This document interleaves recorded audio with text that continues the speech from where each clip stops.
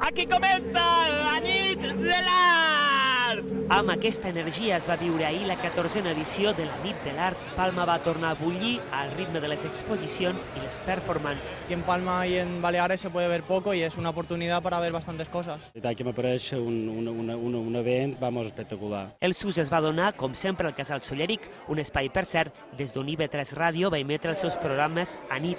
I enguany, i per primera vegada, la llotja s'hi va afegir amb videoprojeccions i música. Troc que és molt important perquè a més mostren coses nostres.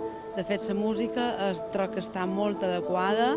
Un dels punts més alternatius va tornar a ser la plaça del Mercat. Molts es van quedar sorpresos al veure aquesta nova tècnica pictòrica. Em sembla bastant interessant, sobretot això molt original, que ja va que se feien coses originals.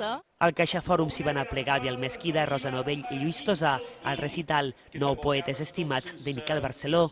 Tota expressió artística és bona i té cabuda, crec. També la poesia. Per què no?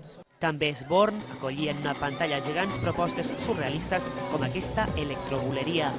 Son homenajes al flamenco, al baile andaluz y todos traídos al siglo XXI, ¿no? I vingudes directament des del Japó, hem trobat a 4 ballarines de Tòquio que posen color i exotisme aquesta nit de l'art 2010. Y han venido expresamente para la exposición, porque hay una exposición japonesa aquí.